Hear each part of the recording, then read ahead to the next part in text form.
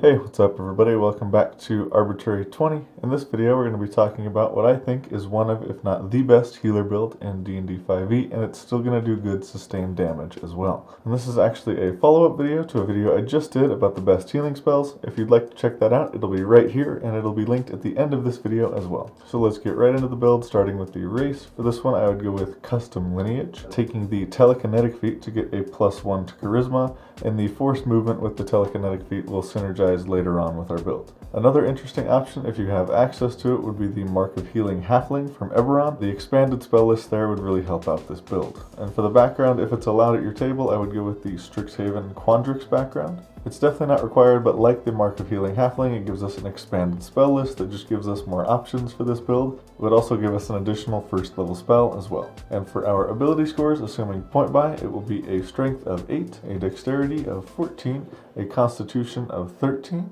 an intelligence of 9, a wisdom of 13, and a charisma of 15, +2 from our race, and then an additional +1 from the telekinetic feat. And if you're rolling for ability scores, I would prioritize charisma first. Make sure you have a 13 in wisdom, and then prioritize dexterity, then constitution. So our ideal equipment, with starting equipment or gold buy, whichever you use, just start as close as you can to this, and then get it as soon as you can in your campaign. In terms of armor, we will be taking a level of druid for this build, and I know it's debated whether the can't wear metal armor is flavor text or if it's actually a rule.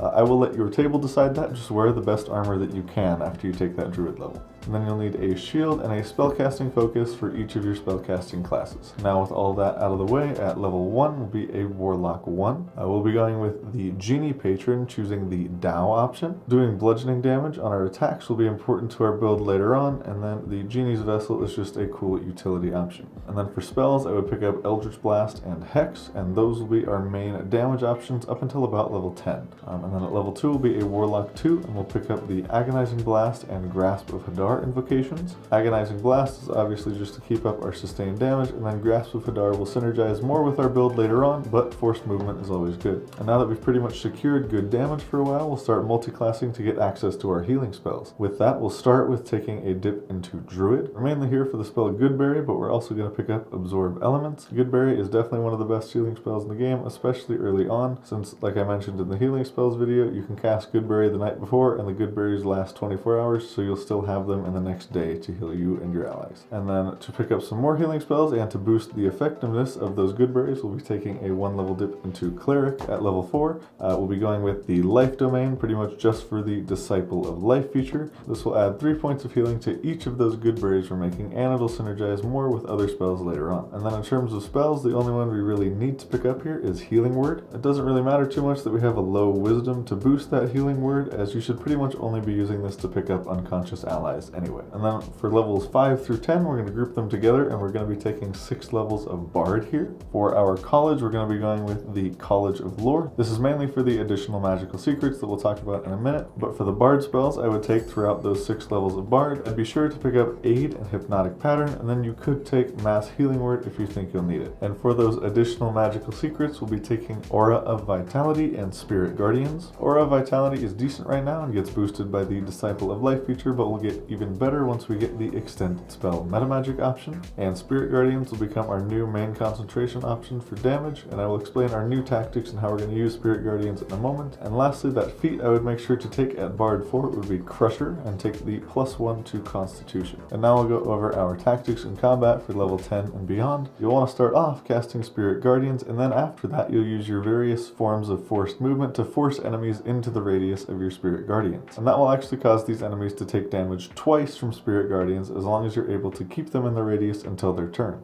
This is because Spirit Guardians deals damage when the enemy enters the radius and at the start of their turn. Both of these can happen on the same round of combat. And since you have 3 different movement options that you can use all in the same turn, Crusher, Grasp of Hadar, and Telekinetic, you could potentially do this to 3 enemies in one turn, though my numbers for damage per round will only assume you're fighting 1 enemy at a time. And those numbers are going to be showing up on the screen now. The first one will be if the Spirit Guardians hits twice, if you're successful in doing a forced movement option and then they take the damage again at the start of their turn. And then the second one will be if they only take damage from Spirit Guardians once. And both of those numbers are assuming an 18 armor class and a 60% chance to succeed the saving throw on Spirit Guardians. And moving on in the build, for levels 11 and 12, we'll be taking 2 more levels of Bard, getting to Bard 8. The main spell we want to pick up here is Polymorph. As I talked about in the healing spells video, this spell is incredible at keeping your allies alive.